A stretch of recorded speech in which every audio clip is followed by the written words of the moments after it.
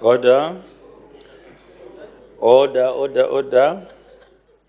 When business was suspended, the Committee of Supply was considering Head 85, Ministry of Lands and Natural Resources, and the Honorable Minister was presenting the policy statement. May the Honorable Minister continue.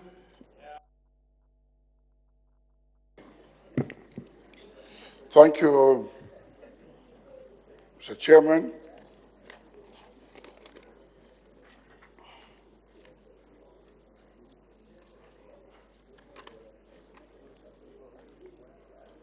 Before we proceeded on break, I was talking about the ministry superintending over the following statutory bodies.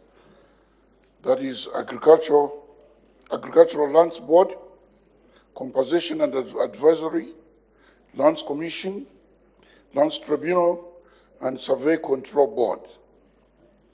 The vision of the ministry is a credible and innovation system for sustainable and administration and natural resource management. In an effort to deliver on our mandate, the mission statement for the 2024 fiscal year will be as outlined in the revised strategic plan, which is to effectively administer and manage land and natural resources for sustainable use. Major achievements in 2023.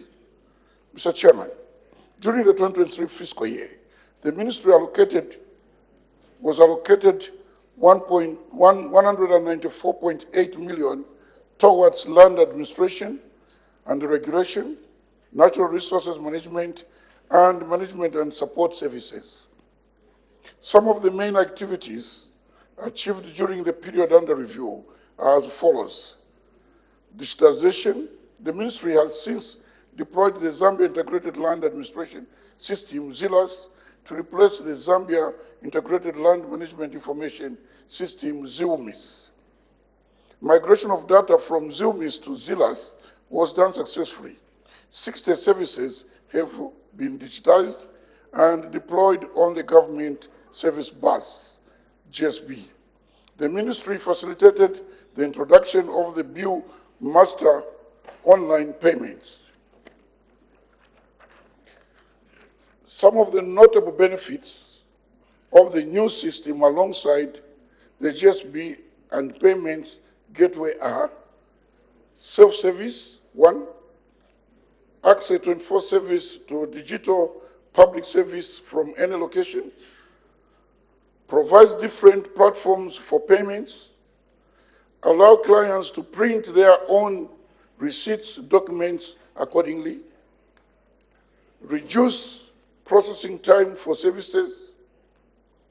With the COVID-19 pandemic experience, we strive to ensure that there are no more queues at the ministry. The new Integrated Land Administration and Management System, ZILAS, will further enable clients conclude their payment transactions from any convenient location, contributing to easy the process of doing business and increase in revenue. The success of ZILAS does not only depend on the Ministry of Lands and Natural Resources, but on our clients as well. The interaction with the system is the best way to manage and process more documents, thus enhancing improved service delivery by the ministry. Revenue collection. The ministry had projected to raise an estimated 353 million by December 2023. By October 2023, the ministry had collected 448,940,367.39 Ngwe. Mr. Chairman, the land registration and titling. National Land Titling Program. The main objective of the National Land Titling Program is to carry out a systematic registration of all property in the country in order to provide security of tenure to property owners. The National Land Titling Program is aimed at ensuring that all landowners are issued with certificate of titles. This will provide security of tenure to property owners, increase the revenue base, and investment in the country, thereby contributing to social economic development. Medich land governance. The ministry has contracted a service provider, Medich Land Governance, to conduct the National Land Titling Program and facilitate the rapid and low-cost issuance of 4 million title deeds under systematic. During the period under consideration, the ministry had issued 30,499 certificates of title under the systematic land titling and 8,192 certificates under sporadic land titling system. This brings the total number of titles issued in 2023 to 39,691. In terms of gender, under the sporadic land titling, 68% of the titles were issued to men and 31% to women. The other percent was for joint ownership. Under the systematic land titling, 37% were issued to women, 45% to men, and 18% were jointly owned. Land survey mapping. Mr. Chairman, border reaffirmation. The Zambia-Malawi border boundary demarcation was completed. The Ruangwa River boundary with Mozambique, covering a distance of 82 kilometers, was successfully reaffirmed. The border with the DRC was partially reaffirmed. A distance of 140 million out of 188 was covered, leaving 48 kilometers, which comprises a mountain range. The border with Malawi, which is 805, was also reaffirmed. The joint impact assessment study was conducted on demarcated Lake Mweru and Lake Tanganyika. Land Development Fund. The Land Development Fund supports local authorities to develop infrastructure in new areas. By the end of July, the district in 3 provinces benefited from the fund. A total of 9,470,102.29.87 was disbursed to 5 districts. The ministry has decentralized the deeds registry services to Chipata and Choma. Mr. Chairman, natural resources. In order to improve the flow of public and private funds to biodiversity conservation, the ministry, with support from cooperating partners, developed and gazetted the Green Bond Guidelines, as well as integration of green finance with the Bank of Zambia. The ministry received 10,963,000 from cooperating partners for formulation of wetlands management plans. Lands Tribunal operations. During the period under review, the Lands Tribunal held 4 sessions. However, since the lapse of the tenure of office for the members in March 2023, the Tribunal has not met. The ministry has since requested Cabinet to consider approval of the proposed members. Mr. Chairman, major challenges. Non-payment of consideration fees by some property owners under the national land titling is still a challenge. There is a need to continue with sensitization campaigns. I appeal to your members to encourage people in their constituencies to be paying for the services. Mr. Chairman, policy outlook for 2024. In 2024, the program and activities will be aligned to the priorities and targets outlined in the Vision 2030, economic recovery programs of 2020 to 2030, the objectives of the 8th National Development Plan. The focus shall be 3 major programs: strengthening the land administration regulations, management of natural resources, management and support services for improved service delivery. I am therefore appealing to the August House through the chairperson to urge the honorable members to support the estimated expenditure for Head 85 Ministry of Lands and Natural Resources, which has been allocated a total of 240.03.190 million. The increase has been stated by the additional funds for the construction of the deeds registries at headquarters and lands deeds registries in Central, Northwestern, and Western provinces. Chairman, with these few remarks, I beg to move. Yeah. Thank you, Honorable Minister. Any further debate? Mr. Kambita. Mr. Chairman, I sincerely thank you for the opportunity to debate head number 85, Ministry of Lands. Mr. Chairman, I'm elated by the pronouncement made by the Honorable Minister of Lands that there's a strategic plan in place, because that shows and goes to show us that plans are in place and everyone involved in the land administration, allocation, and management has some yardstick to follow, and we can measure the progress being made towards the goals that they have set for themselves as a ministry.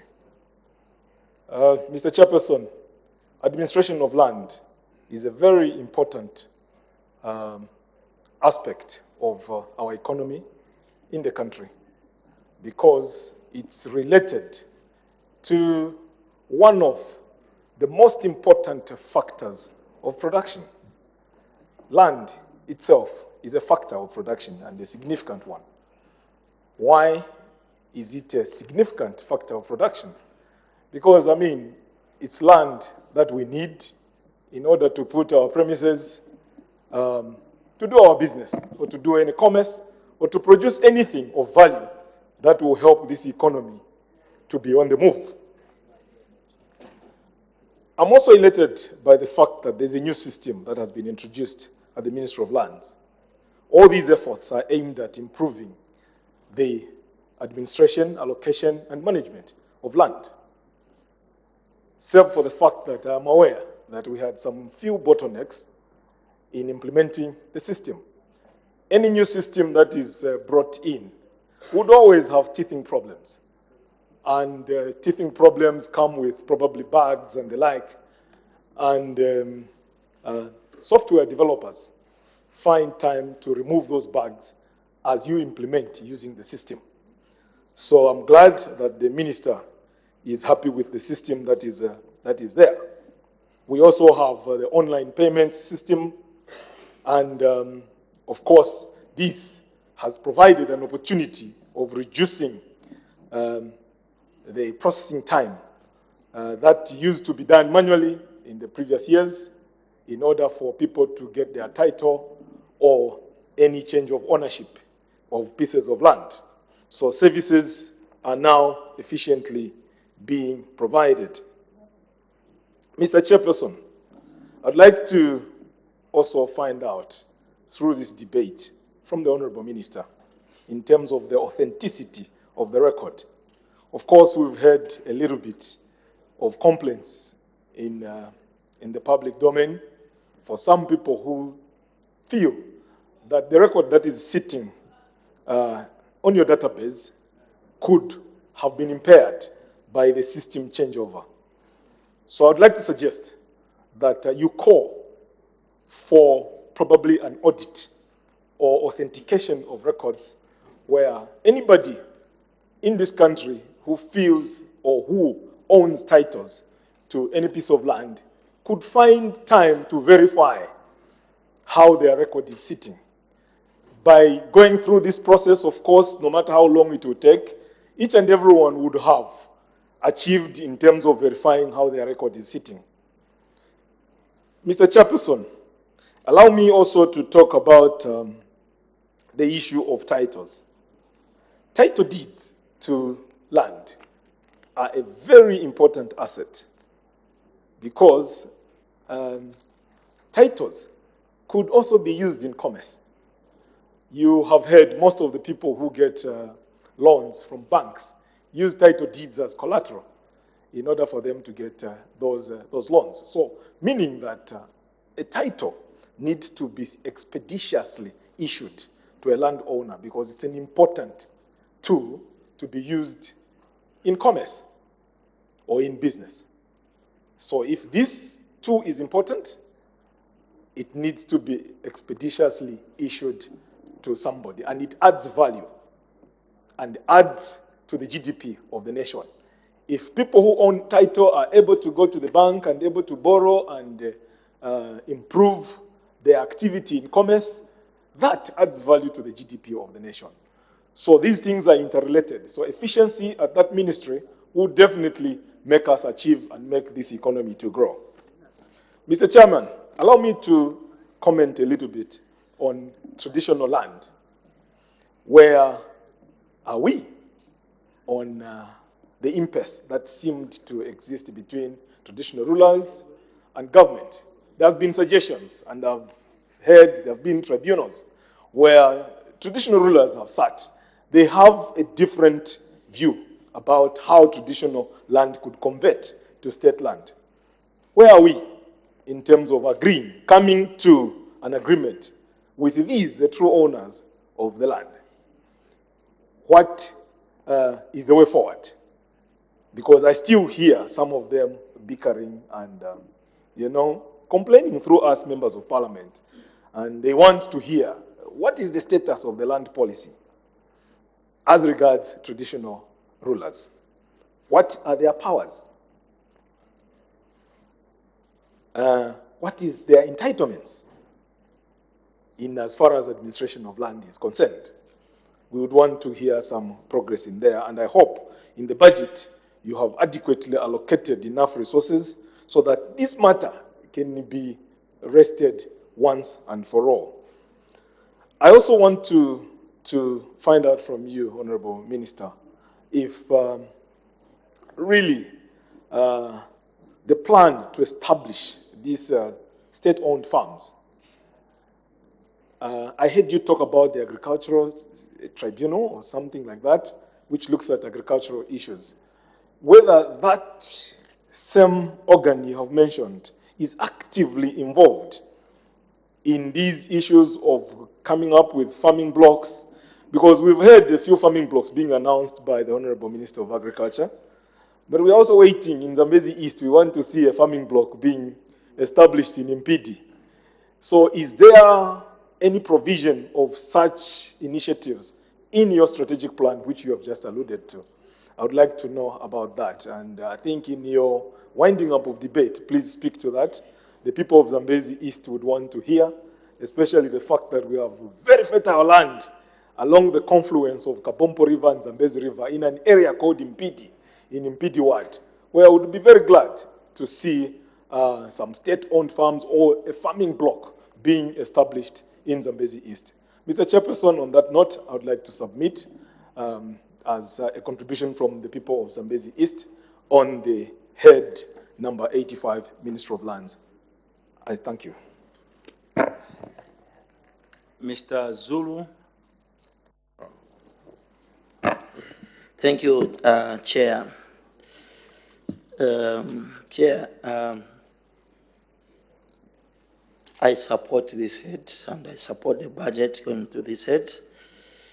The reason why is because I've done something I was not expecting that I've done, and it's good, Minister, that you have done the affirming of land boundaries, especially on the Zambia-Mozambique, to protect our boundaries. I think for us who come from the border towns, it has been a problem to know where Zambia ends and where we can do our developments.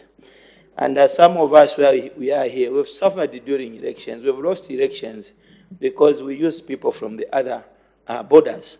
And for this is a plus to us. And I think we need also to continue that we handle Mozambique, Angola, DRC, Zimbabwe, we correct these anomalies which are there. This is great. They targeted 250 titles, and we could only do 24,456.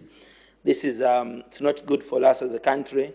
I think we need to start moving. Yes, I know there is a system you are developing, or which you have developed as a ministry, and I wish there's very little information, especially from us coming from rural constituencies. It's hard for us, like people in Nimba, to get the title because between Chipata and Lusaka, unfortunately, we are in the middle. So if we come to Lusaka, we might not even attended to. When we go to Chipata also, it's a challenge to be attended to. And I think we need to come up with a system where those towns which are far from maybe the provincial headquarters, or from the city, or from the headquarters, the national headquarters in Lusaka, to have a session for them. The way you have this circuit for land tribunals, we need also to be having these circuits, because this is what LATSA is doing now. They are moving in this country. From that practice, I think it should be important that we get a leaf of it and we start moving in this district. Because really, it's expensive for somebody to go 300 kilometers only to be told, come after 1 month or come after this. That is very expensive on our part. So, and this system you have started, I think we really, we need good, more information about it, because if you are here yesterday, I was saying that for us in the rural areas, we don't have network even for our people to start learning issues of computer. We don't have power. Somebody knows about computer when it comes to Lusaka for a tertiary education. So these are the things we need to be delivering. This is the information we should give councils, so that councils also, they can inform our local people in the districts. The force court circuits on land tribunals, I think it's not much. It's not enough.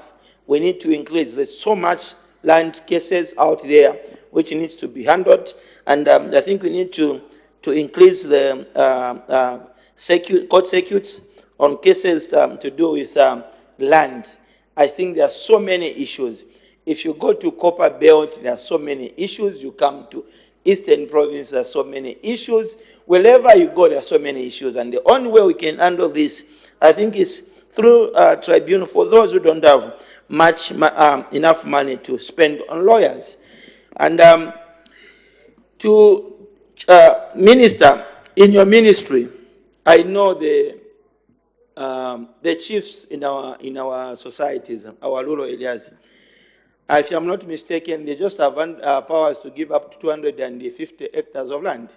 There they can process and get a title. But what surprises me, like Lusaka here, at your ministry, minister, people are given titles on 20, 30,000 hectares, 120,000 hectares. That is more than the land of Israel. You give one person. And why? What is happening to us as a country? Where are we going? And these things are happening where we have the educated people in our offices. What is it that they do? The desk appraisal or desk mapping minister, I don't encourage that. People should go out there and check. Your ministry is in charge of natural resources, minister. Minister, there's too much money now coming out of carbon trading. 120,000 hectares, you give one person who helps the community nothing. And people, every government which comes in the country, they compromise and they've let it business as usual. I hope ministers are not going to compromise on this one. You are going to do what is right. Thank you so much. And basically, this is in Chinsimbo ward of Nimba constituency. Thank you so much, Minister. Mr. Taingwa. Thank you, Mr. Chairperson, for the opportunity to contribute to this important head number 85. Mr. Chairperson, the mandate of the Minister of Lands is actually very clear, and I'm sure the Minister himself is actually not new to this ministry. He's been there before, so I believe that he's got the skills and the capacity for him to deliver. But before you deliver, you need to understand that there are some certain things that you need to answer at the ministry. or look at so that these issues are actually attended to. Number one is the issue of decentralization. I think there's need for the ministry to decentralize in all the districts so that it becomes easier for a person who lives in Shangombo, a person who lives in Kashinakaji, to go and access or to get a title. I think that is important. We should also consider that. Then, Mr. Honorable Minister, let's ensure that also the land policy, I think we need to enhance it. I know in the past it never used to work, but right now under the new Dawn administration of the UPND, it is actually working, but let's ensure that we enhance it a lot. The other thing I wanted to bring to your attention, Honorable Minister, is the issue of collaborating with the traditional leaders. You and I understand that 96% of the Zambian land is actually in traditional hands. So the government only has about 4%. So state land is actually about 4%. So what we need to do is to engage these traditional leaders so that we can see how best and negotiate so that they can give out part of the land so which we can use for national development, Mr. Chairperson. The other thing also I wanted to highlight is the issue that you have brought about, the issue of a contractor that you have engaged, Majid, I think also they need to work actually under the mandate of the Minister of Land. If you allow them just to operate like that, they will find that they will create a lot of problems, serious problems.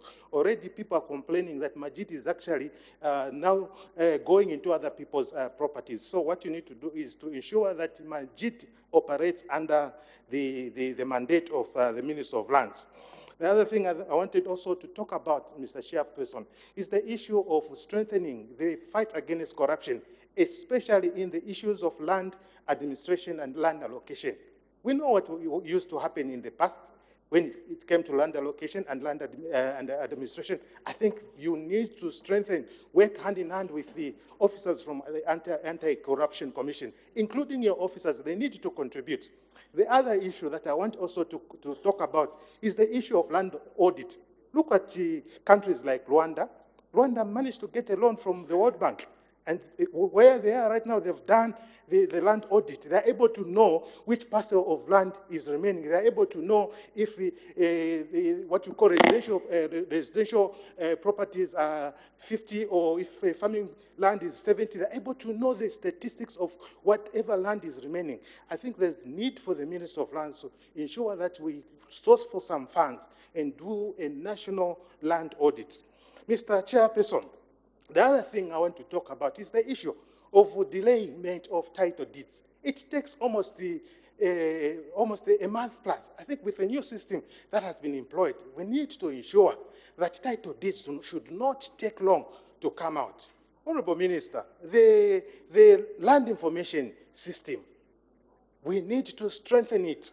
Because if we fail to strengthen the land information system, we'll discover that even the collection of revenue, we all know that Minister of Lands' duty is to collect revenue. But if we fail to strengthen the land information system, you'll discover that, Mr. Chairperson, it will be a mess. It will fail to collect, sorry to use that word, it will be something else. But if we strengthen the issue of the land information system, you'll discover that even revenue collection will be enhanced in the country. The other issue that I want to bring about, Mr. Chairperson, Minister of Lands, if you look at the facilities that they have, especially the toilets, they do not even cater for persons with disability.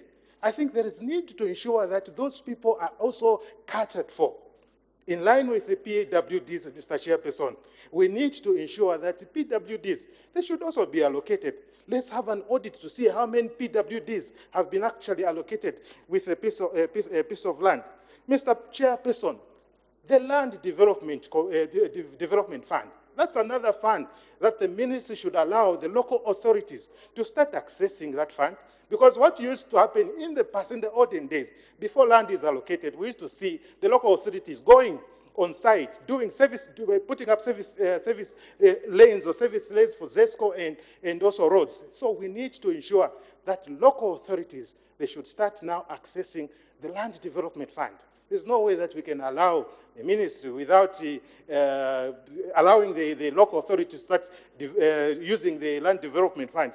Let's ensure that we attend to that. The other issue, Mr. Chairperson, I want to talk about is the issue of land allocation using cadres. I think this should come to an end. We saw it in the past. I think it was almost collapsing the system at Ministry of Lands. So I know that it's not happening under the New Dawn government, but what we need to strengthen all the loopholes so that cadres do not have the capacity to do what you call illegal land allocation. Mr. Chairperson, as I conclude with my debate, allow me also to talk about efficiency. I think we need to see efficiency in the land administration, the land allocation. Honorable Minister, I know you are capable. You know and understand what this ministry is all about.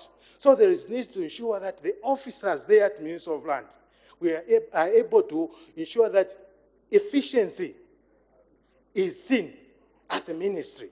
When people come to get title deeds, if you tell them in 7 days you need to get your title deed, let's ensure that within the actual days that have been said, people are allowed to get the title deeds.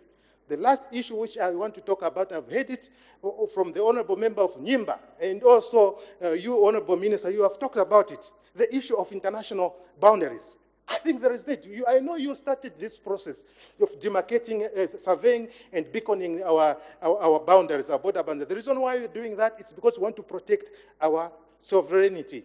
I think we need to do more because the Angola border and the Congo border, they are still porous. I think we need to do a lot on that, Honorable Minister.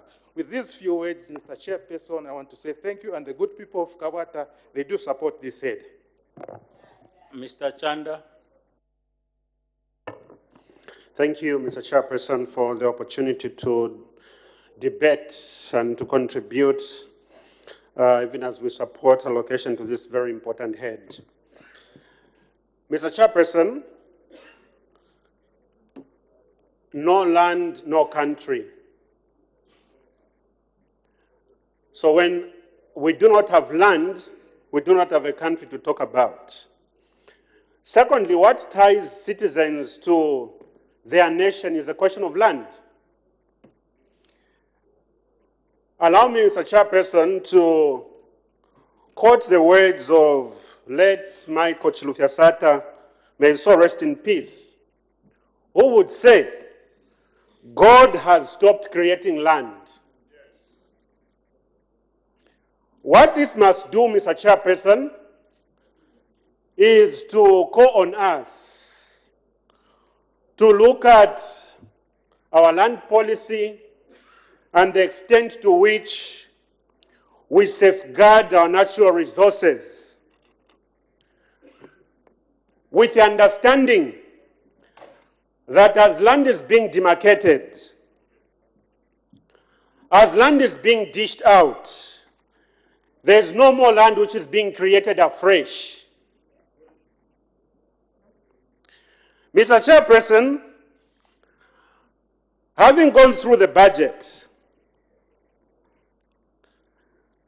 we would want to address ourselves to, number one of the key missing links, Honorable Minister, the land restoration and land rehabilitation. What are we doing to land after mining activities? What are we doing to land after mining activities? What can we do and what are the practices, even at global level, with regard to land rehabilitation and land restoration? Again, I say this within the context that God is no longer in the business of creating land. The land he gave to Zambia is intact. There will be no extension.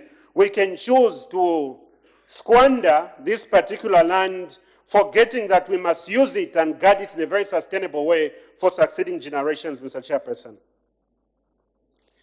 Mr. Chairperson, at global level, even with the United Nations, the UNCCD, the best practices are available, and we expected that the budget will also address itself to land rehabilitation, land restoration. We have huge tracts of land, Mr. Chairperson, where after mining activities, these lands are just dumped and they become sorry sites. Those of us who grew up on the Copper Belt, we know what has happened to Bwana Mkubwa. When we were in Ndola, Bwana Mkubwa was the most happening thing. But today we can go to Bwana Mkubwa and we can see what has happened. It's a sorry sight. So what happens after mining activities? Whenever I'm going to the constituency, Mr. Chairperson, passing through Central Province, and I'm glad that my dear sister, the minister, is here, you check on the right side of the road, there's serious mining activity happening. What will happen after the minerals or whatever it is, and the investor is looking for is done? What will happen to that land? What are we doing to ensure that land that is exposed to mining activities is restored?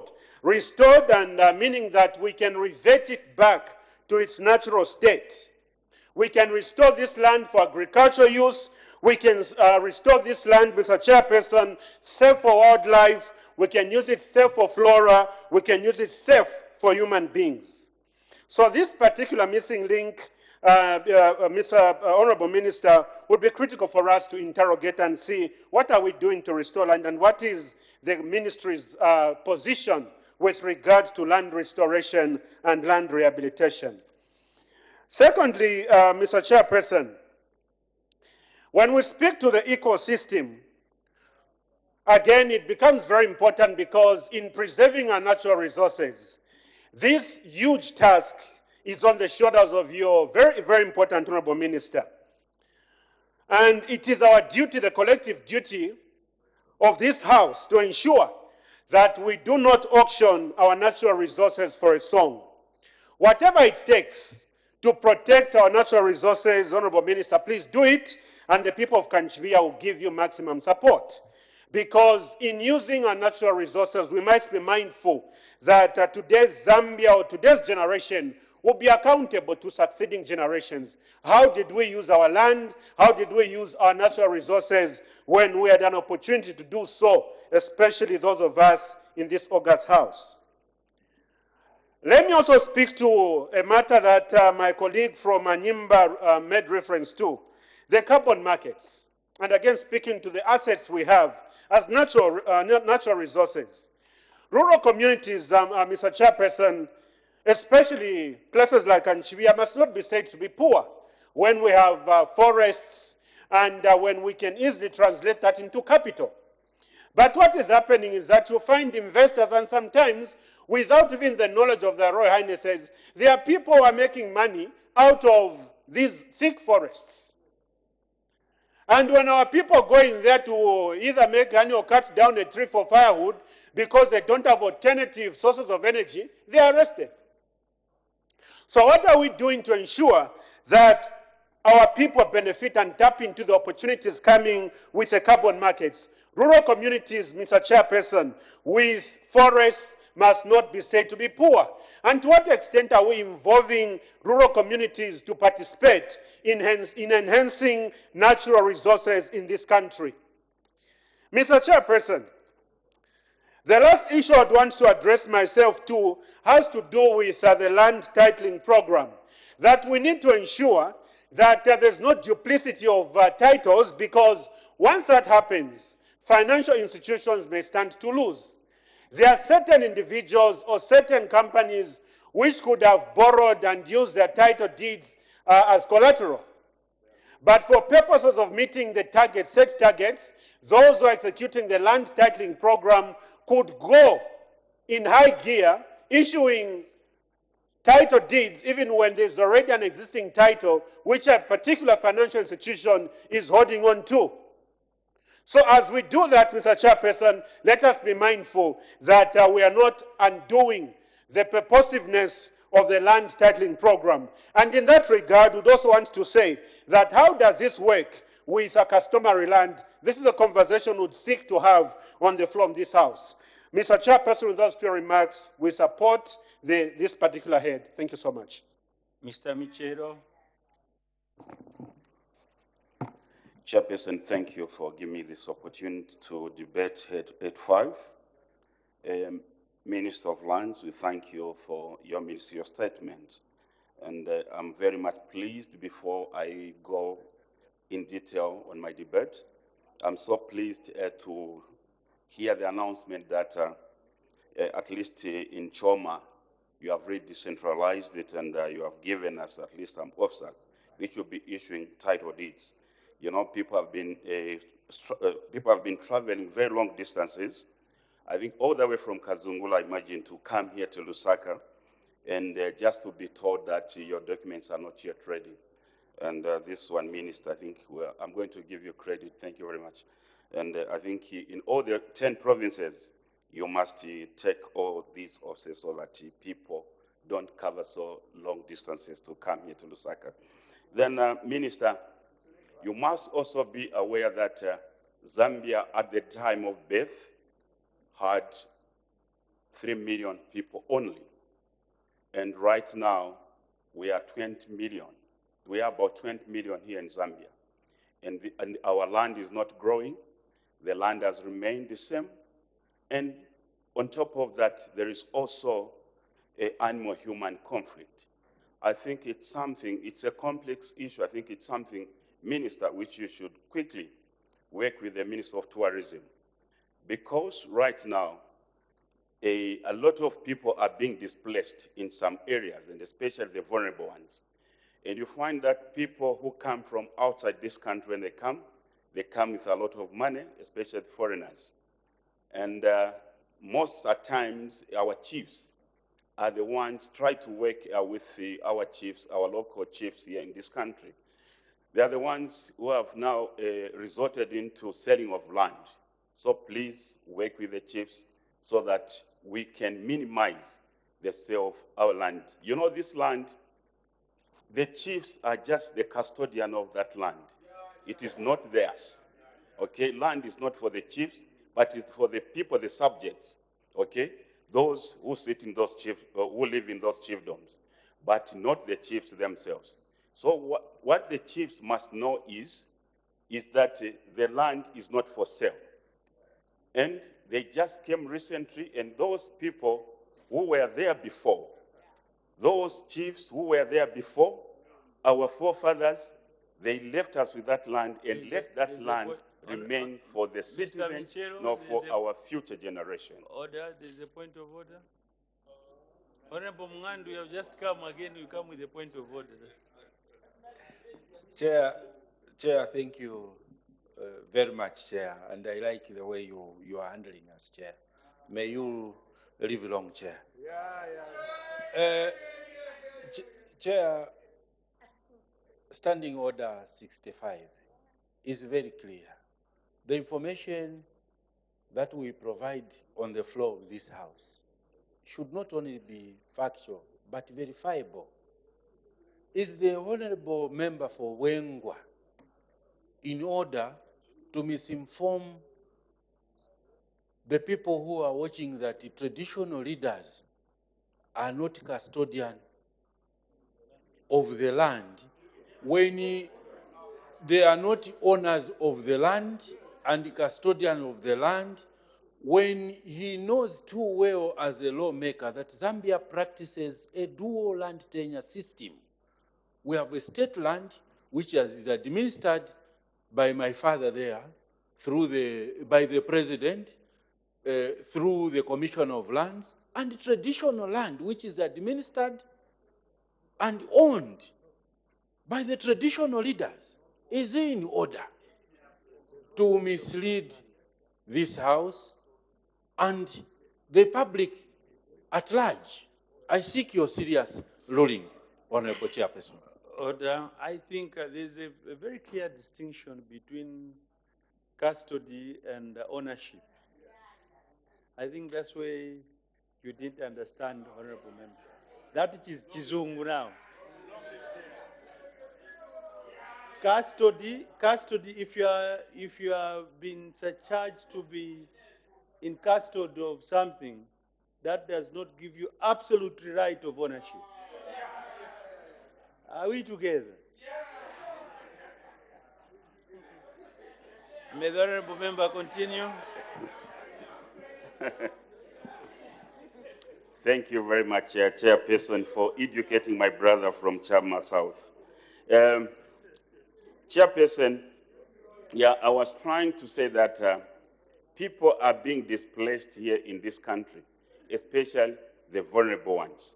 And Minister, please, with your officers, including the councils, let us protect our vulnerable people, our vulnerable citizens, so that they are not displaced from the areas where they are trying to make ends meet.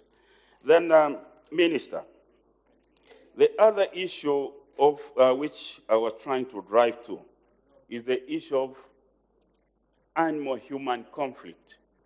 I'm requesting you that let us quickly work together with the minister, with the Ministry of Tourism, so that we help our people out there, the population which is growing. You know, we've had forests. We can now start looking at some forests. You know, this population has grown, and the land has remained the same, and we cannot continue giving too much, maximum respect to the wild animals. Let us look after our people. Let us look after our people. And sometimes it hurts me always to hear that when you hear an elephant has been killed, okay? So people, they go there in large numbers with land cruisers to go and find out what has happened. But when you hear that a human being has been killed by an elephant, you don't even go and start chasing for those elephants. They're just free in the field. So please, let us make sure that we protect our human beings. Then, Minister, also coming to the issue of a chief's boundaries. This issue, Minister, it's very sensitive, and if it is not handled properly in this country, it can bring chaos.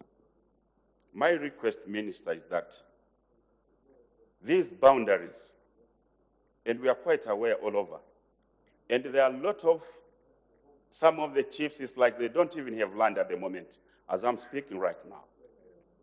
And can I request that, please, let us help our chiefs, and if it means to withdraw those boundaries, please let us do it as soon as possible.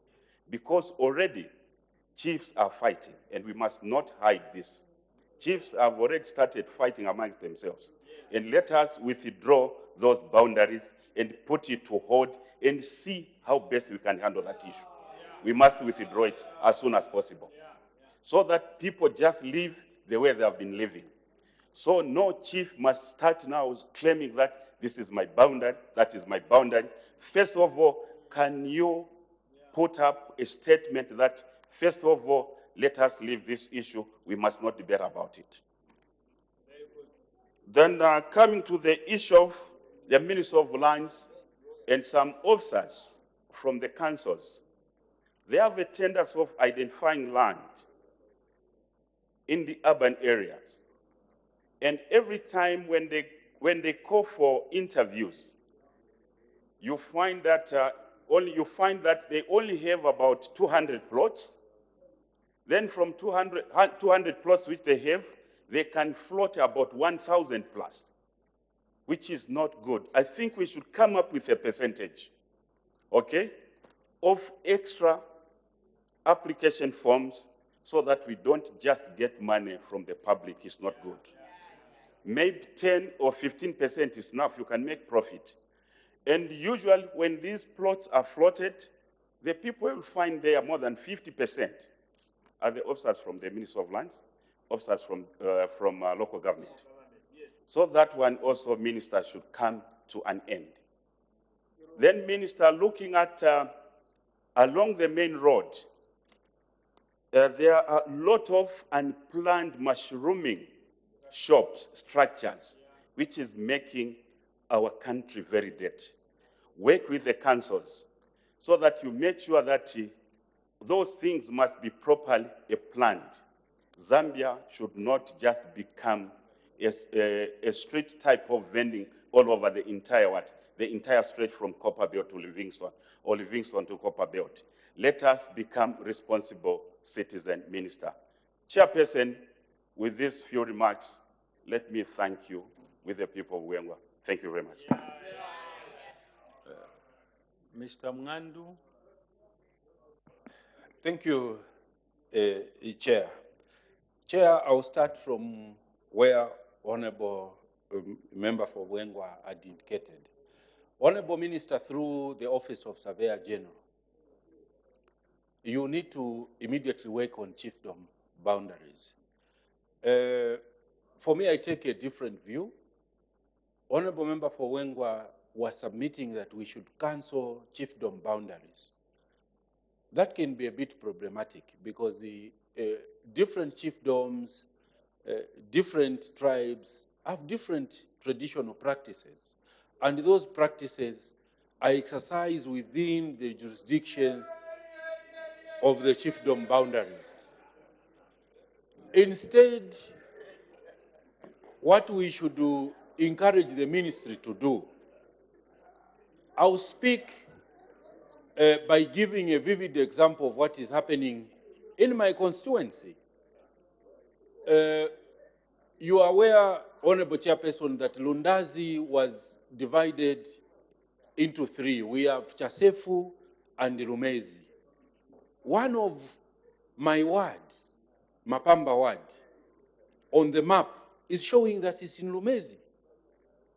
And you know what the law says. If I had raised this issue before elections, we are not going to have a councillor in that ward because it's falling in a different district, according to District Electoral Act. So, and not only that, the 1958 map, which your ministry has adopted, is problematic. Why should you adopt a colonial map? In Rundazi, there is one chiefdom which is completely missing from that map.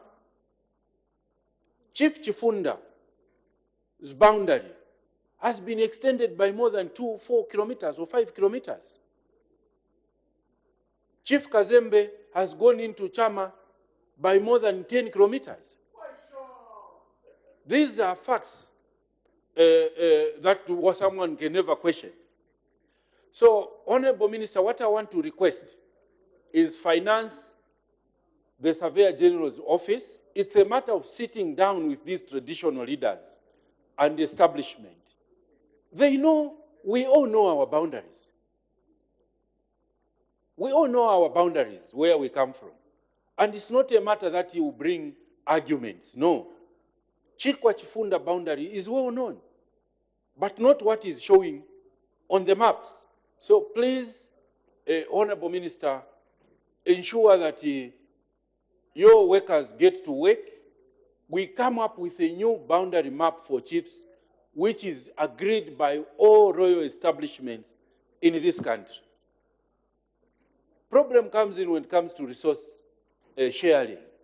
I think we have technical people who can handle that matter. Another issue I want to talk about, Honorable Minister, is land segmentation. It's becoming a challenge, Honorable Chairperson. This country should be able to come up with land ceilings in certain areas. Ukraine is producing. You can imagine a small country like Ukraine. They are feeding the entire world, including Africa. The reason is very simple. They've segmented their land. For example, Mkushi, we should be able to put land ceilings there. No one should own less than 250 hectares. That is if we want to have land that will be productive for us. As it is, if a farmer finds financial difficulties, what they do is subdivide the land. 10 hectares is allowed. If we are not careful, we'll create a country that will segment the land, which will become very unproductive. Go Chisamba. I know population is increasing, demand for residential land use is high, but there are certain areas which we should designate as a nation that these are productive centers and no land should be below a certain hectareage. That is the only way we will prepare for our future generation to be productive. We might not be as productive as we're supposed to be, but the future generation might be productive. Another issue I want to touch on is the land titling. My colleagues have already mentioned that God stopped creating land. Zambia is land. How many of our citizens own land in terms of owning the actual interest in land, which is the title deed? We are talking of land titling project, Honorable Minister. We were promised here that by the end of the year, 300,000 titles will be issued. When I went to Minister of Lands, lands officials are there. They didn't issue more than 100 titles. The system being used also has its own challenges. There's what they call a title whatever. When you go and check it takes 3-4 months for one to get a title deed. These are issues that, Honorable Minister, we need to pay attention to. Then the rural, especially land empowerment to do with women. When you empower land with a woman. Honorable member, even me, I didn't understand you very well. When you said title whatever, what do you mean? It's like you are invading your own English now. I was trying to time Honorable Chairperson. There is a process of getting the title. First, you submit the documents, then they take it for scanning and verification. Just that process takes at times a month or two, making it difficult for government to achieve the 300,000 land ownership. I was saying we should have a deliberate policy to ensure that women own land in this country, particularly women in rural areas. Honorable Minister, through you, Chairperson. Most of this land traditionally, you find is owned by men. But the people who farm on that land are women. So we should have a deliberate policy to ensure that women own land through issuance of title deeds to them. This is my passionate call, Honorable Minister. Then finally, the ministry is losing money through non-payment of ground rates and many other fees are related to land user charges because of the system. How far have you gone, Honorable Minister, to ensure that the system is smooth running? And not only that, land is also a source of economic activity. Financial transactions are slowed down because of that system. So as we enter 2024 and approve this budget, Honorable Minister, ensure that that is worked on as I support this head, Honorable Chair. I thank you. I know that this head is quite topical, but over 8 people have debated. Hence, we have to close and move forward. Or else we'll be just going up and round the circles. So the Honorable Minister of Lands and Natural Resources wind up debate.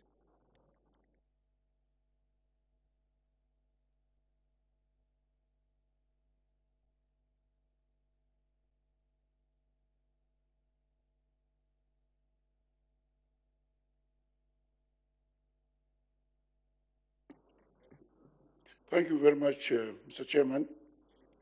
This is the way it's supposed to be. I've listened to the debates from the left and your right. No politics. This is appreciated. You need to build your own country.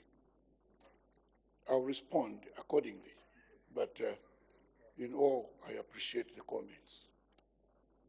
Honorable Kambita, yes, the new system indeed comes with challenges, especially the modern world. But our workers, you have seen that this government has not removed people who were pro-PF who caused a lot of problems. They are still there. We want to see if they can change. But the problem which is there is this. Even where the system is working,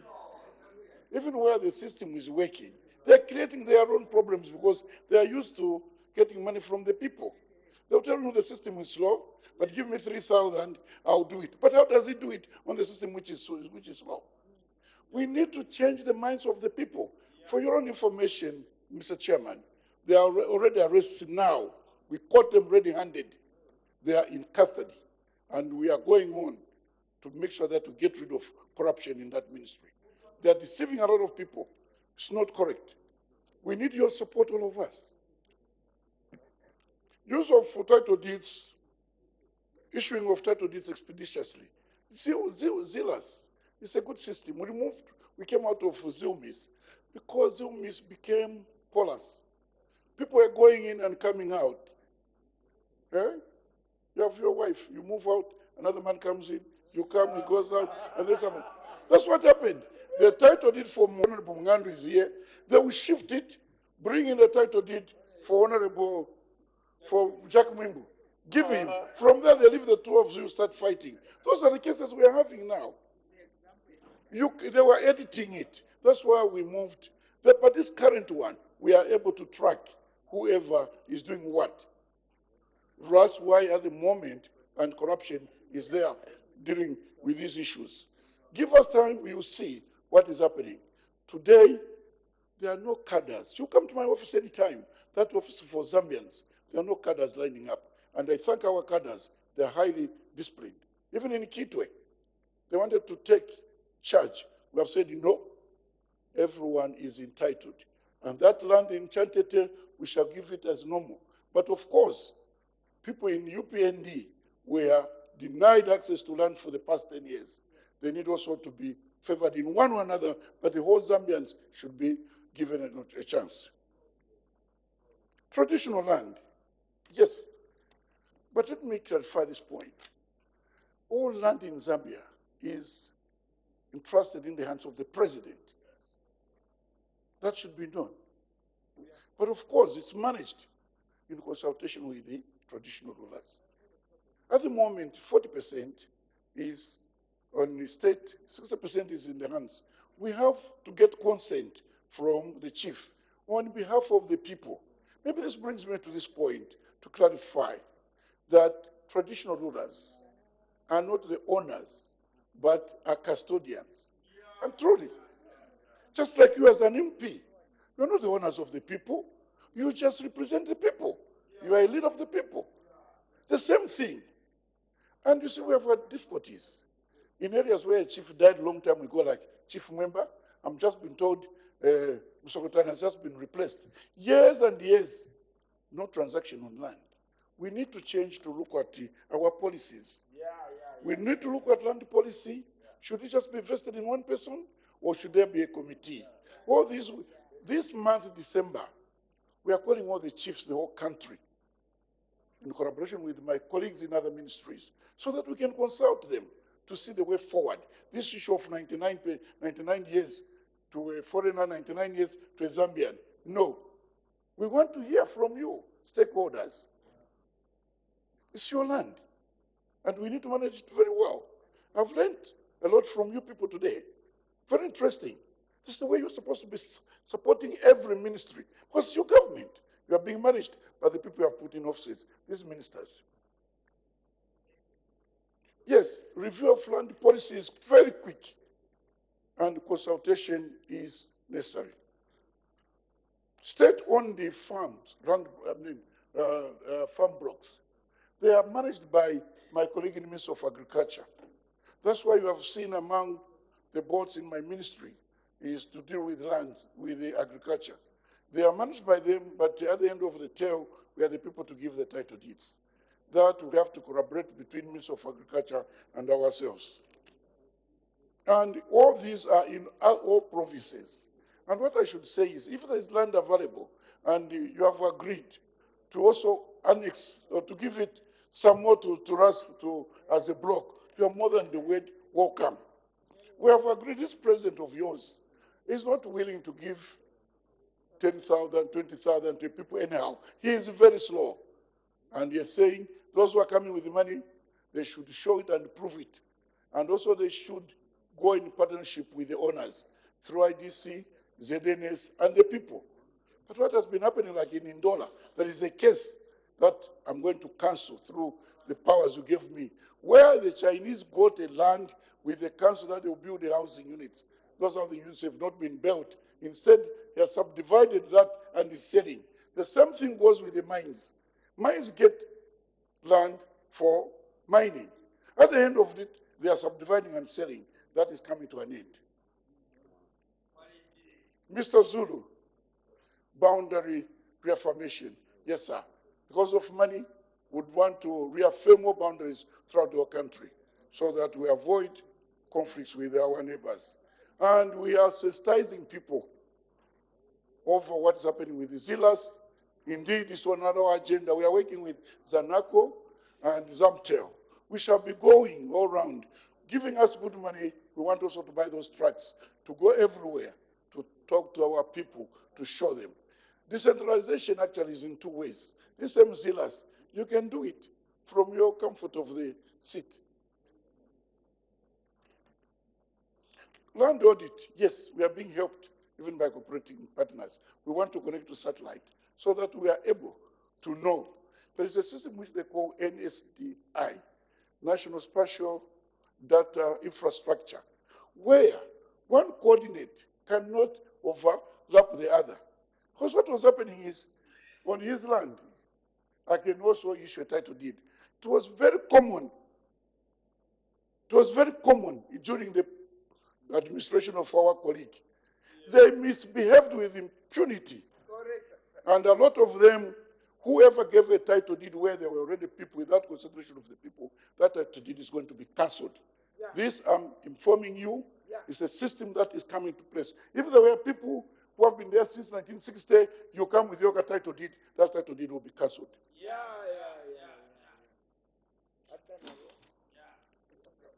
We need sanity. Title deed, yes, it's an asset for a person, but it should not be a way to come and displace people. President Takayinde doesn't want people to be displaced. I'm glad on the Copper Belt working with that hard-working man who suffered under the administration of PF. He's working very hard. Land has become limited. We need, for your own information, we need to degazette some of the pieces of land on the Copper Belt. Because on the Copper Belt, much of the land is under the mines or under the forest. There is no land for people. And we want them to cultivate. We want them to also have decent housing. There is nothing. For that, especially those who like attacking me, we need to gazette some land. Land is for the people. Yes? We need to do some in collaboration with you people so that we can accommodate our people. Yes, restoration of land. I hear you. Grizzly is a very good example in Fonyama. We need all those doing mining. After mining, they're supposed to cover them. But unfortunately, that falls under Zema, under green economy. But anyway, we are one government. We have taken a note. But under natural resource, that's why now the distinction when you come to natural resource. Natural resource is supposed to be an umbrella, working with water, my colleague in tourism, and everywhere, so that we can restore the land you are talking about here for the ecosystem to see how do we work together. I've heard about Jubricity, I've already talked about it, but Comrade Michelo brought up pertinent issues. But that one also is local government, as I just said. It's the local government to come up. Of course, Honorable Mungando, I've agreed with you. Everyone in here who has lived in the village knows the boundary without even demarcating it. You know where it starts and where it ends. Nobody can be cheated. If this one where he comes from, he knows where his village starts from and where it ends. But anyway, if these maps are bringing problems, the government is listening, is studying. That's why it has not said anything. Some chiefs haven't got even any boundaries at all, like in Rapula. All that the government is aware. I've looked at time. Mr. Chair, just allow me just to say one thing. Animal-human conflict, that's the land use. That one also, we collaborate with our colleagues. It's an issue that ranges on international agreements. He knows Africa has been disadvantaged, but there is a move that is going on so that that issue can be addressed. None payments of revenue, no. If you have seen, Mr. Chair, we have increased the payment.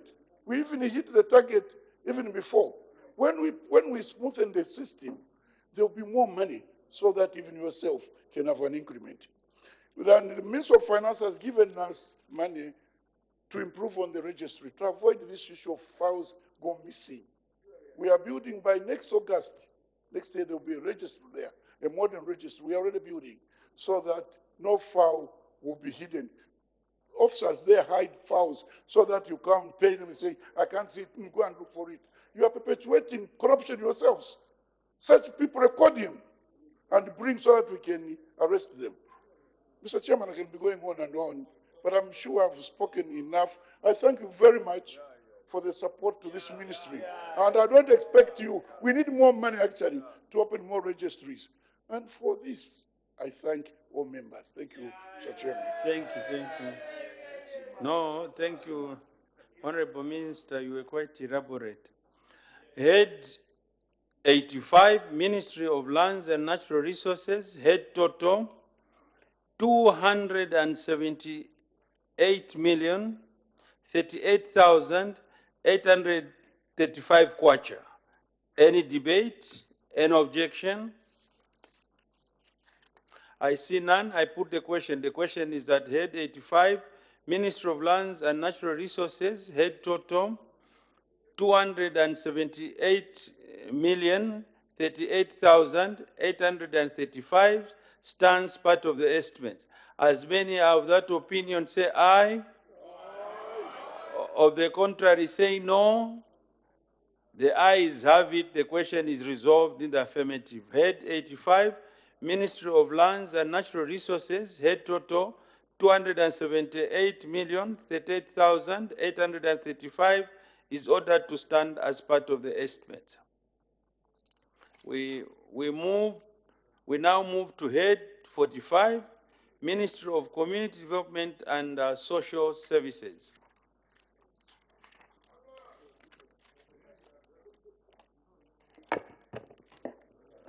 Chairperson. Hold on.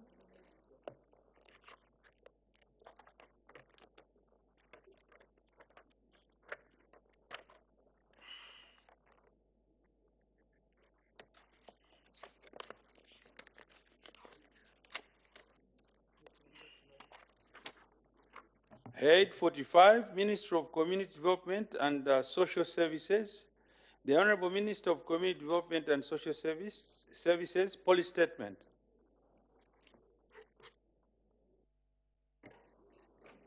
Chairperson, thank you for according me this opportunity to present my ministry's estimates of revenue and expenditure for the period 1st January to 31st December 2024.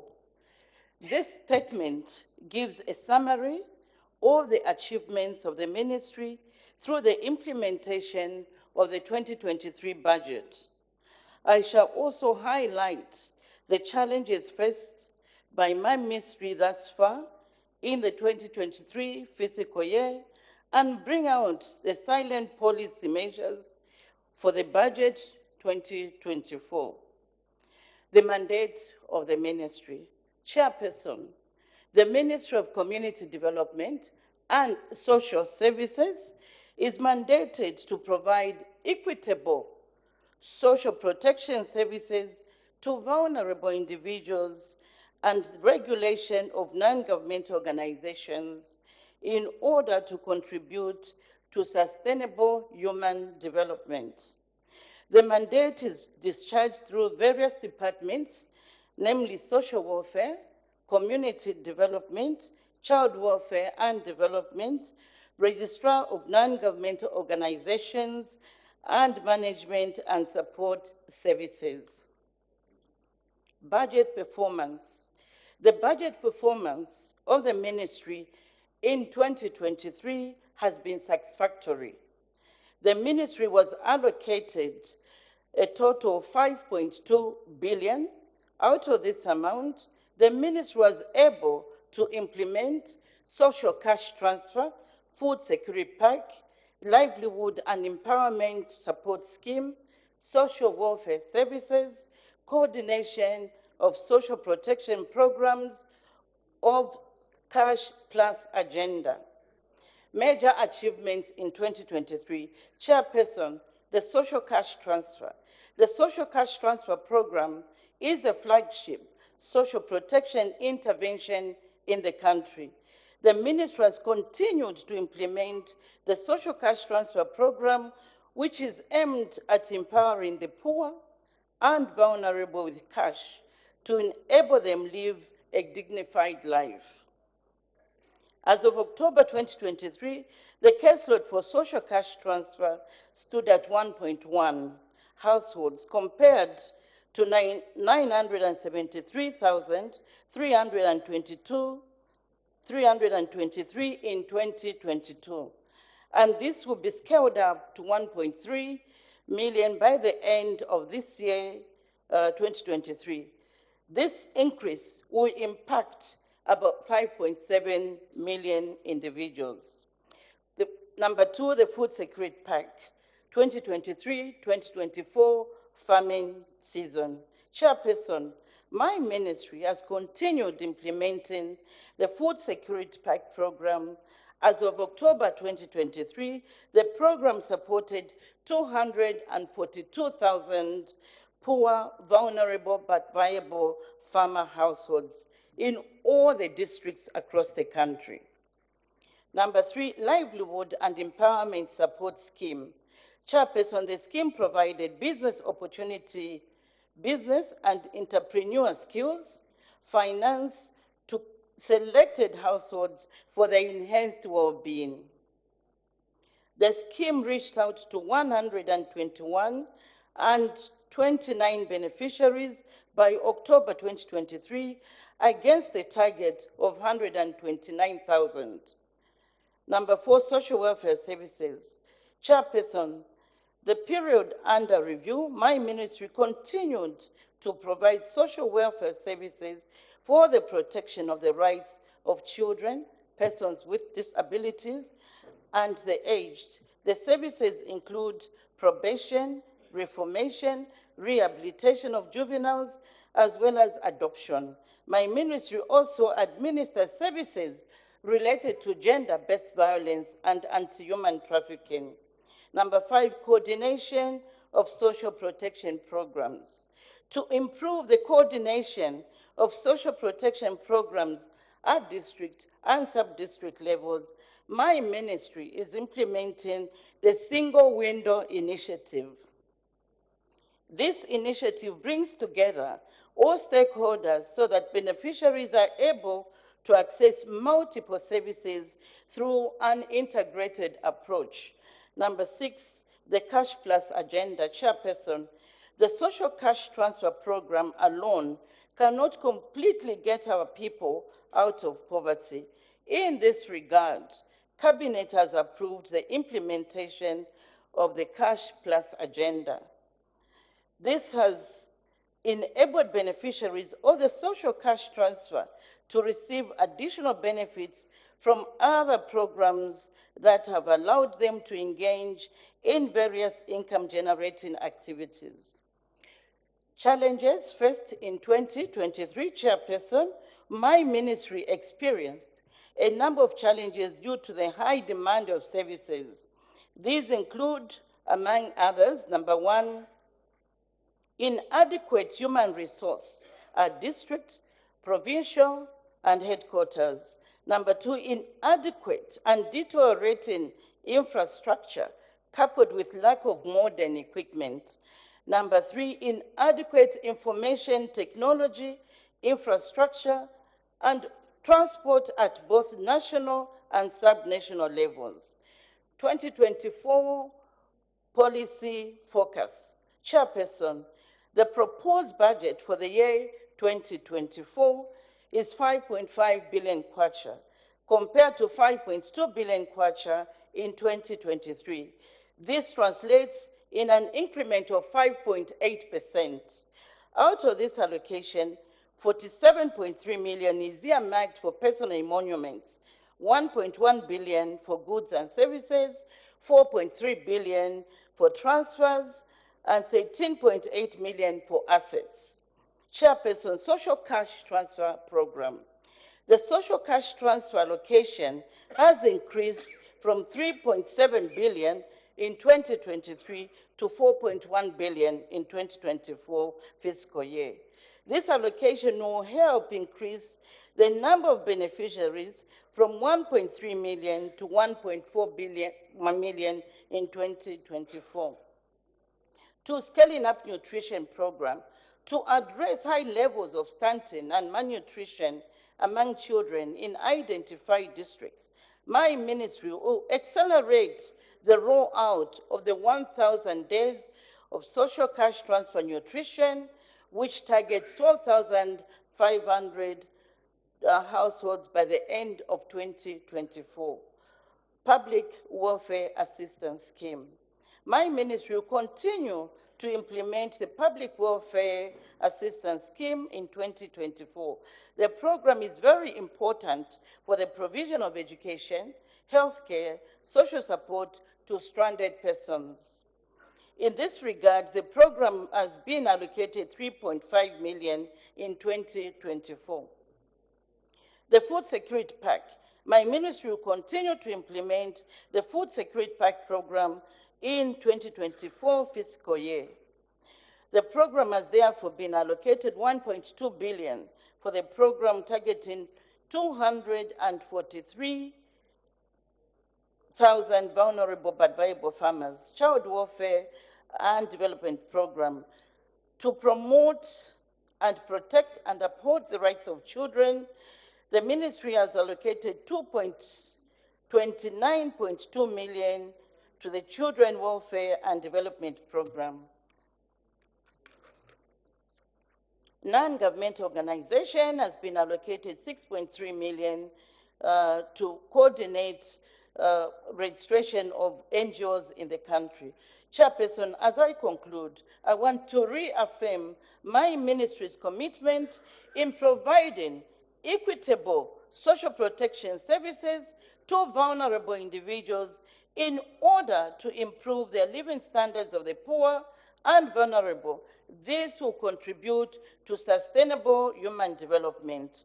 I therefore wish to call upon all honorable members of this august House to support the estimates of expenditure for Head 45, Ministry of Community Development and Social Services. I submit. I thank you for your kind attention. Thank you, Honorable Minister. Any further debate? Ms. Nakaponda. Thank you, Mr. Chairperson, for allowing the people of Isoka to add their voices to this head, number 46. Mr. Chairperson, the head number 45. Mr. Chairperson, the people of Isoka are in support of the increment of the funds to this head because of the following. 1, social cash transfer program. 2, food security pack. Social cash transfer, Mr. Chairperson, is one of government social protection program under Ministry of Community Development and Social Services. Mr. Chairperson, the program has been in operation since 2003, and the vulnerable beneficiaries are the ones who have been receiving these funds. Mr. Chairperson, currently the number of beneficiaries is over 1,027,000, of which the numbers will increase following the recent scaling up of the social cash transfer program. The main objective of this social cash transfer program is to reduce extreme poverty among beneficiary households. Mr. Chairperson, the beneficiaries who benefit from these funds are over 60 years. The clinically ill patients, the child-headed, the female-headed, and the disabilities. Mr. Chairperson, the beneficiaries get 200 kwacha per month, and in 2 months' time, they get 400 kwacha. Those who are severely with disabilities, they get 400 kwacha per month, and in 2 months, they get 800 kwacha. They need to increase the social cash transfer for the beneficiaries is to help the incapacitated households buy at least a bag of mealie meal, which is going at not less than 200 kwacha. They need to meet the cost of school requirements and also medical costs, which are given, they are given prescriptions, Mr. Chairperson.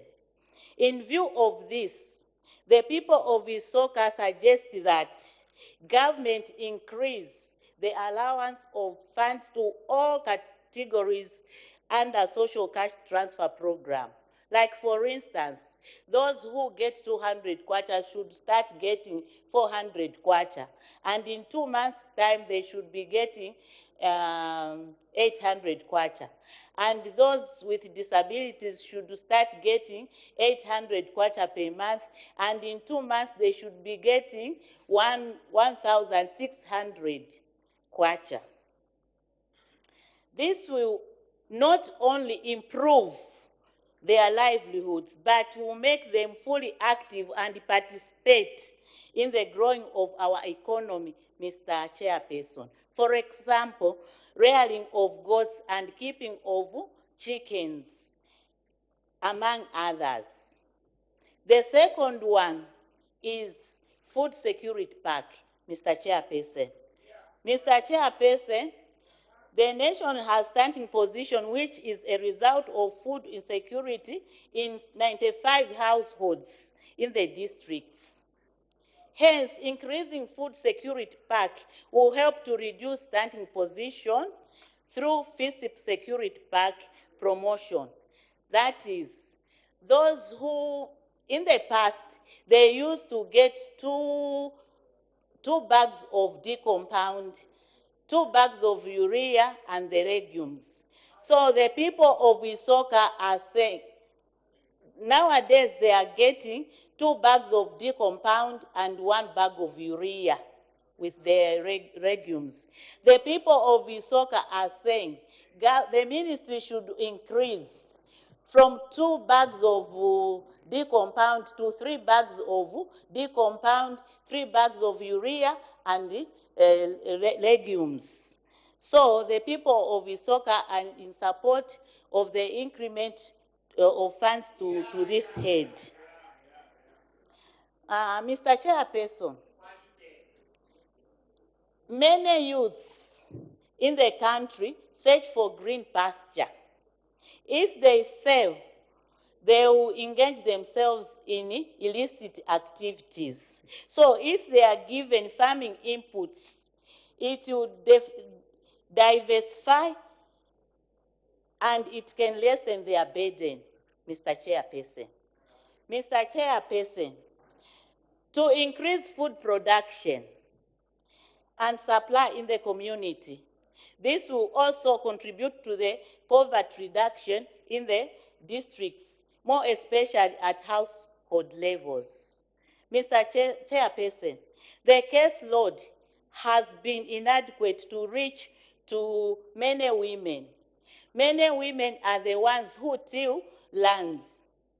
They sow seeds and they nurture their farms.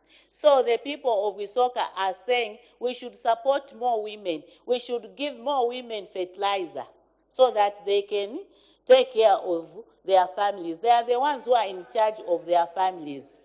We are suggesting that you give more women fertilizer, Mr. Chairperson. Mr. Chairperson, Early marriages and school dropouts has contributed to vulnerability of most girls. These girls who are not educated, they are the ones who have got a bad livelihood. So we are encouraging that we should give more girls a lot of fertilizers so that they can improve their livelihoods, Mr. Chairperson. Mr. Chairperson, the nation records high gender-based violence, exposing women to suffer the extreme consequences of taking care of their families. High levels of unemployment amongst the youth, but if they are given the farming inputs, it can support their livelihoods, Mr. Chairperson. Mr. Chairperson, high levels of persons with disabilities, with inadequate food security packs. Member, time is up. Mr. Mutu. Thank you, Mr.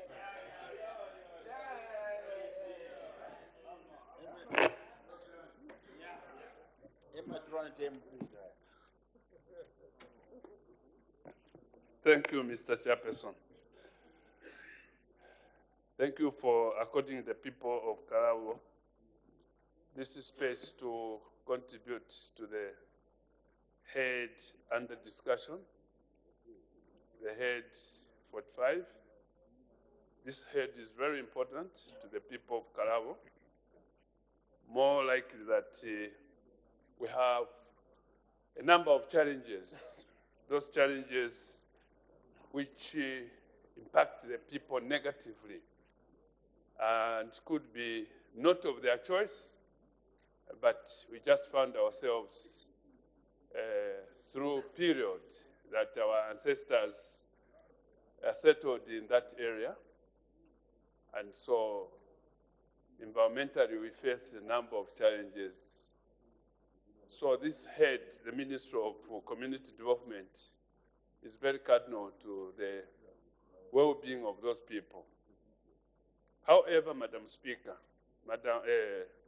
Mr. Chairperson, my first lamentation is on the workforce, the people themselves, the officers who serve the people. Some of them, they lack the quality of social welfare. They don't have that spirit of serving the people. How I wished they bared that feature to correlate to the functions of the ministry. They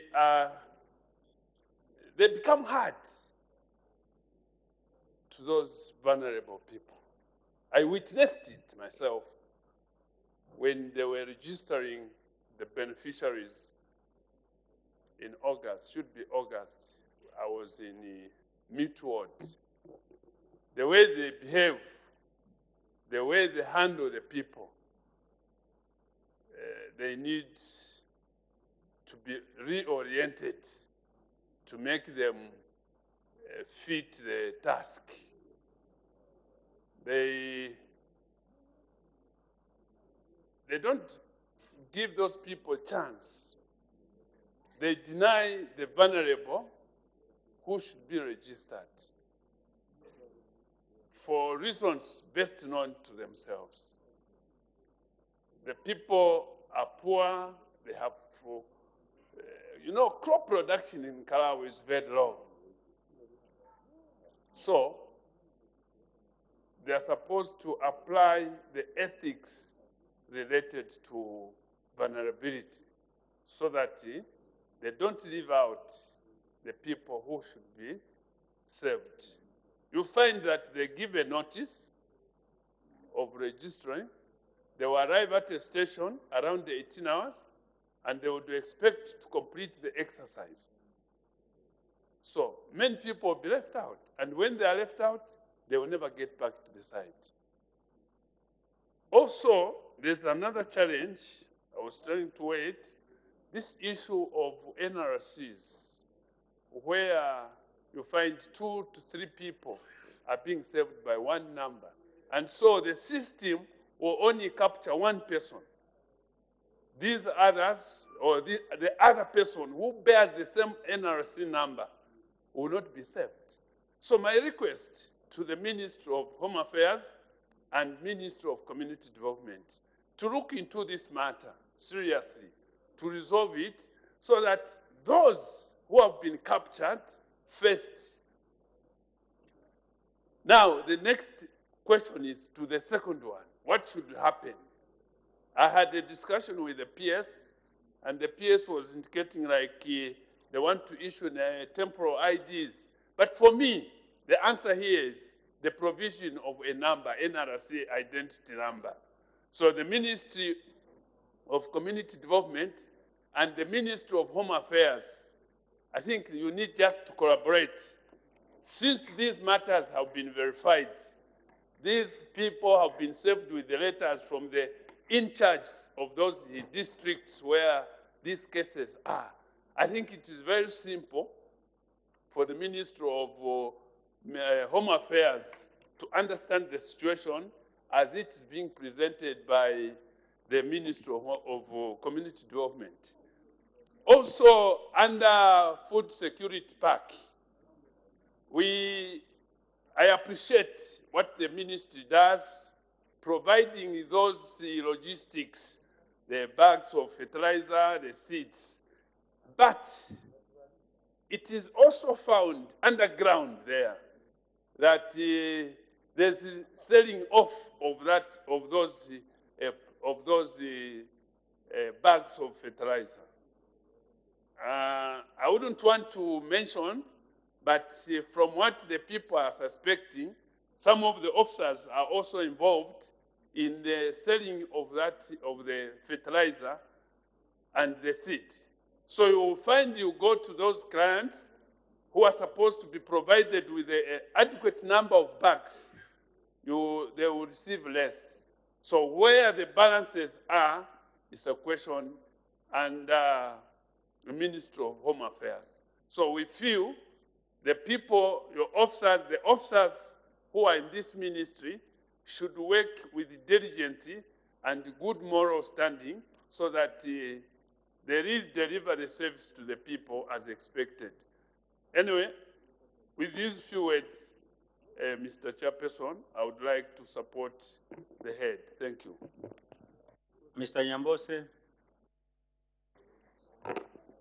Thank you very much, Mr. Chairperson, for giving the special people of Chisefu to add a word on the budget of the Ministry of Social Welfare. Chairperson, I want to start by, through you, thank the Honorable Minister of Community Development. Chairperson, I have a testimony. I've never seen it in my life. The electronic speed at which she responds to queries. I think this is the definition of the type of government that we have. I reported the matter to our minister, Chairperson. Within 3 days, she called me there and sent a team to my constituency. Within 3 days, I wrote a letter. She was out of the country. But within 3 days, a team with 5 vehicles were in Chisefu investigating. I want to commend you most sincerely. If this is the way government will operate, this country will change. And she's one testimony of an example of a minister among so many of them, and the true definition of what a government minister is supposed to be. So I commend her. I even left them in the constituency. The permanent secretary in her ministry, the directors and everyone, they're doing a commendable job. The other issue, Chairperson, I want to commend the minister as I support this budget. As I support this budget, Chairperson, is that in Chisefu we have a brand new vehicle procured to facilitate the works of this ministry. For the first time, we have a vehicle. And I think it was extended to other districts. I commend you, Honorable Minister. Now, here is my point of departure. My point of departure is that whilst all these good things are happening, just like my colleague from Kalau has indicated, Honorable from Kalau, we need to invest so much in reorienting our officers who are dealing with our people. The attitude of our officers needs much to be desired. They are handling an important office that their relationship with the community is very paramount, Chairperson. Chairperson, the issue of targeting, Honorable Minister, through you, Chair, is very critical. This is where the issue is. Who is eligible to benefit from this social cash transfer? And this is why we have a problem. Most of this support is going to people who are not eligible. I'm always in my constituency almost on a weekly basis, if not every 2 weeks. I don't want to mention names of people who are sitting on the system of social, or especially food security pack, who are not eligible. I've got a wife of a teacher somewhere who is receiving social cash transfer contrary to the regulations and depriving the vulnerable people. So once we address, Honorable Minister, the issue of targeting, who are the people we are targeting with this social cash transfer, we are going to resolve the problem. The issue that we have here is this social cash transfer, especially food security pack, it is complementing the FISIP program. As you are aware, FISIP is not touching each and every person, but we have this food security pack, which is very critical, and bridging the gap where people are not able to get FISIP. And for your own information, Chairperson, I want to appeal to the Minister to ensure that those who are on the food security pack do not benefit from FISIP, so that we have so many people, vulnerable people, who can be uplifted through these various facilities that are coming from our good government. So, these are some of the challenges. However, another appeal I want to appeal to you, Honorable Minister, is the issue of the people that we choose as CWAC. These are the people who are destroying the name of government. These CWAC officials who are responsible for identifying, targeting the people according to the regulation, they are picking people from their own household. They are picking their family, their own children.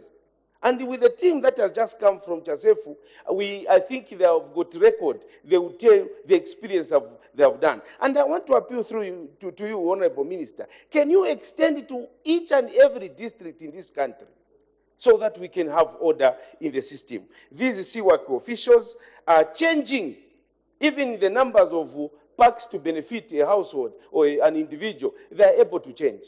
We have information where this person, who is not even vulnerable, is getting social cash transfer. He is a member of the district, you call them what? Is the one recruiting people, is getting, his children are getting, which is against the law. But with what she has done, the information now has sunk in the minds of the people of Chasefu, that it's not business as usual. We have a new government which can follow you. So order is returning. And we need to bring this order, cultivate it to a level where people should know what they are supposed to do. So these are some of the challenges. The issue of CWAC I've mentioned, and the issue inadequate human resource personnel as indicated, how we wish that each and every district have 2 or 3 people. There is a community in the one you sent to investigate. There are certain people that have been in the system for more than 4 years. But the regulation says once you're on the system of FSP, Food Security Pack, 2 years you are supposed to graduate, another group comes in. But when you look at the system in Chasefu, there are people who have been there for over 4 or 5 years, depriving the other vulnerable people. So we want this audit to go down to each and every community, so that people know. And I know that my constituency is doing very well in terms of paying back. But the issue is to uplift the vulnerable, not really that people who have the capacity are the ones who are supposed to benefit as long as they are able to pay back. No, we should touch the lives of the vulnerable. As long as we encourage them to pay back, that will be very good. We will be uplifting the lives of the people. So the issue of people being on the system for too long and being ignored should come to an end, Honorable Minister. With these remarks, I've been tempted to comment, to appreciate what the ministry is doing, and indeed what government is doing, especially in Chasefu. We need more. Lastly, what I can say is validation of the recipients. Once you identify them, take them to the office of the DC, take them to the councillor. These are the people who are eligible. It is not supposed to be a secret. Take them to the office of the MP, so that if their people are graduating, we all know. If the people who are defaulting, we all know, we move together. With these remarks, I want to support the budget and thank you so much for the opportunity. Ms. Sabao.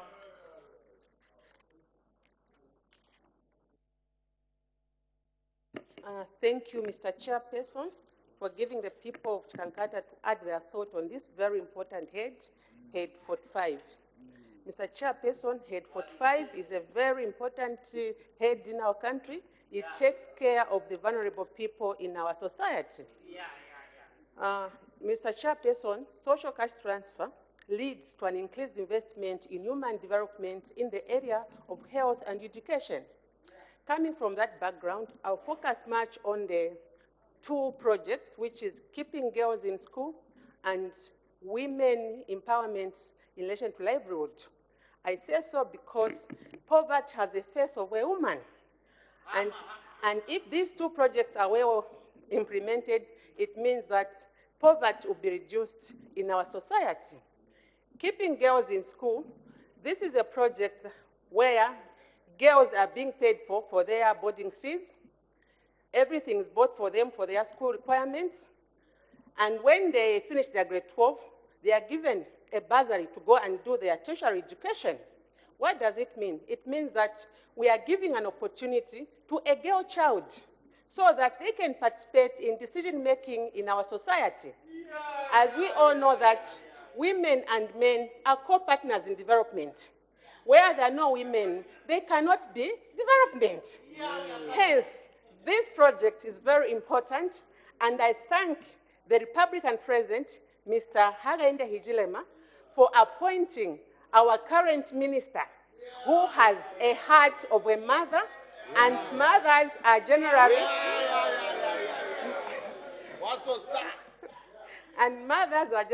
managers. Hence, he thought it through to appoint such a person. And society is benefiting because of having such a person leading such an important ministry. Mr. Chairperson, we also have a project to do with women empowerment.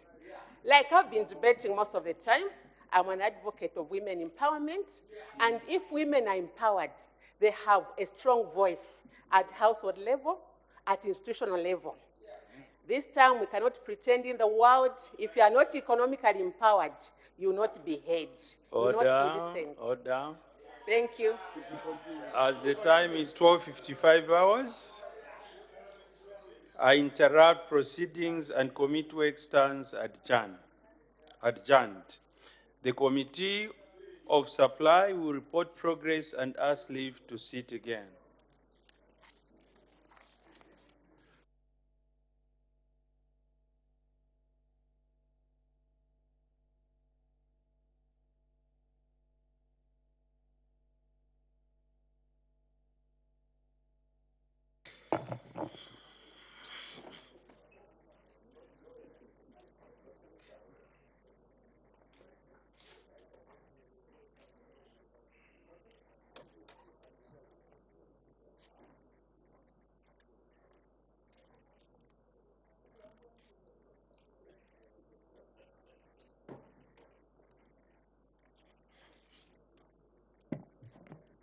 Madam Speaker, I have to report to the House that the Committee of Supply on the estimates of revenue and expenditure for the year 1st January 2024 to 31st December 2024 has gone through heads 87, 78, and 85 and has made progress and asks leave to sit again. Day for resumption of committee work.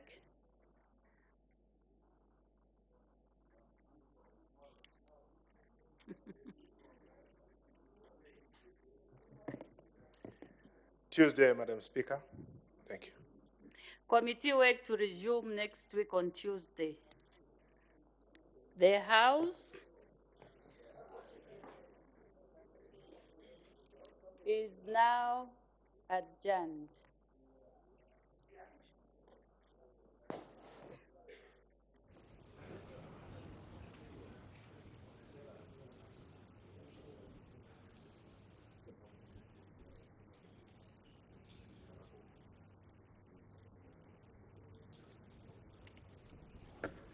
Thank you so much. You're still watching Parliament Television, the only station that brings Parliament closer to you. And the business has been interrupted. At the time, business was being interrupted. Under consideration is was head 45, which is the Ministry of Community Development and Social Services.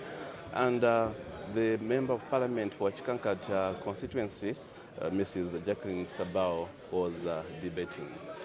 Time now to look at what has been considered on the floor of the House, starting at 9 hours. Madam Speaker did make an announcement. The First Deputy Speaker did make an announcement, did recognize the presence in the public gallery of constituency staff of constituency office staff, and on behalf of the National Assembly of Zambia, the First Deputy Speaker warmly welcomed the visitors in our midst. The House also did consider one person for oral answer under Standing Order 74. These are questions of ordinary nature, and question 155 came from Mr. Gustav Chonde, who happens to be meaning the Member of Parliament, and I will direct his question to the Minister of Local Government and Rural Development. We wanted to find out in three parts. In A, whether the government has any plans to delimitate Milenge district into two districts. And in responding, the minister did say that government has no plans to delimitate Milenge district into two districts. And in B, if so, when the plans will be implemented, the minister did say that in order for this to take place, there must be other factors to be considered, such as population size. So this is the response that came from the Minister of Local Government and Rural Development. And so after consideration of that question, the House went on to consider the marriage bill, National Assembly Bill number 13 of 2023, which came at report stage, and the report was adopted. Third reading of this bill will take place next week on Tuesday. The House did resolve into the Committee of Supply to consider estimates of revenue and expenditure, including capital and constitutional and statutory. So the following heads were considered today. Head 87, which is the Anti-Corruption Commission. And the total budgetary allocation towards this particular head is 108,804,608 kwacha. The other head, which was considered, is head 78, which is Zambia Security Intelligence Service, Officer of the President. And the total budget allocation towards this bill, this head rather, is 1,630,972,680 kwacha. The House also considered Head 85, that's the Ministry of Lands and Natural Resources, and monies that have been allocated to this ministry for next year, 2024, is 278,038,835 kwacha. And Head 45, that's the Ministry of Community Development and Social Services, is still under consideration, and so committee work stands adjourned. That's it. That's all the time that we had for you today, 1st December 2023. As always, we thank you for your time and pleasant viewing.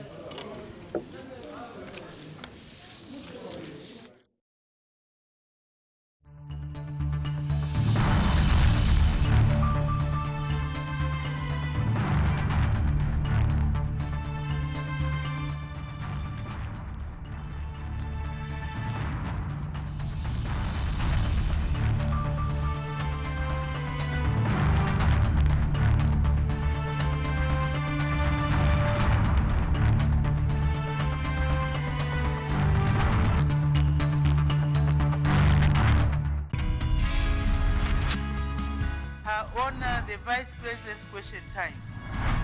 Questions for oral answer understanding order number 76. For a matter to be admitted, it has to be of recent occurrence. Continue watching Parliament TV, a channel dedicated to bring Parliament closer to you.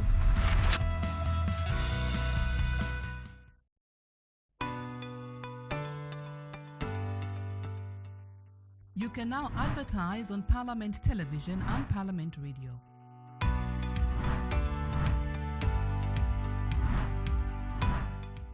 For more information, call 0977 854102 or 0977 536487. Parliament Television, bringing Parliament closer to you.